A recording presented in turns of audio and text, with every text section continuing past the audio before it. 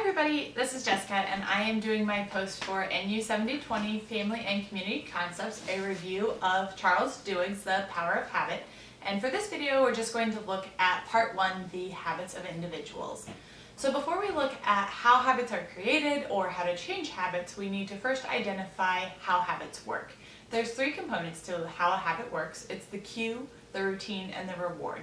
The cue is the trigger that tells the brain which habit to use, and with repetition, it's automatic.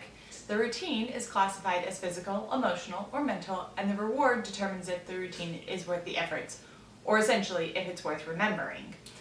With enough repetition, the cue reward becomes an anticipation. Duhigg uses an example of how a mouse is placed in a maze and finds a piece of chocolate. Initially, the mouse takes a lot of time to find the reward. Eventually, with enough practice, the mouse can be placed into the maze and run straight to the chocolate.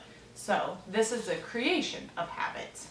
Moving on to the second portion of part 1, the habits of individuals, is how to create a habit or the formation of a habit.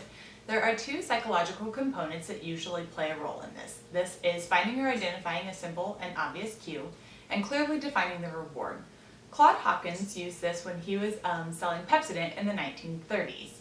Initially, the identifying of the cue was tooth film or grime, and the clearly defined reward was using Pepsodent for a sparkling smile or a free of grime smile.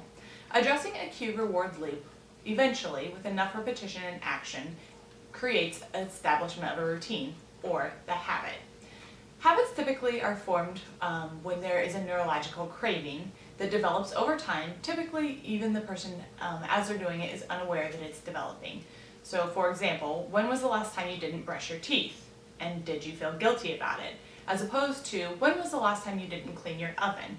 For most of us, the same habit loop doesn't exist, so you don't feel guilty about not cleaning your oven, you feel guilty about not brushing your teeth. So, that is how habits are formed. Moving on to a big question now is, how do we change habits? Most habits are not irradiated, but rather replaced, and that's how they're changed.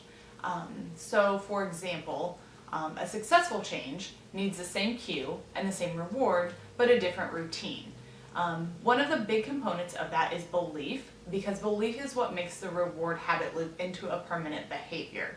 You need belief before that habit can spill over into other aspects of your life.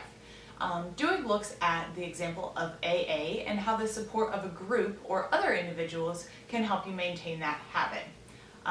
So when looking at a self-application, the dog here, Ranger, is getting old and recently has had some back problems and can't run and play nearly as much as he used to be able to. So the vet suggested that we start taking him for walks. Well, most of you work 12-hour shifts, so you know that that can be difficult. So our new habit is trying to get up before work and go for a walk.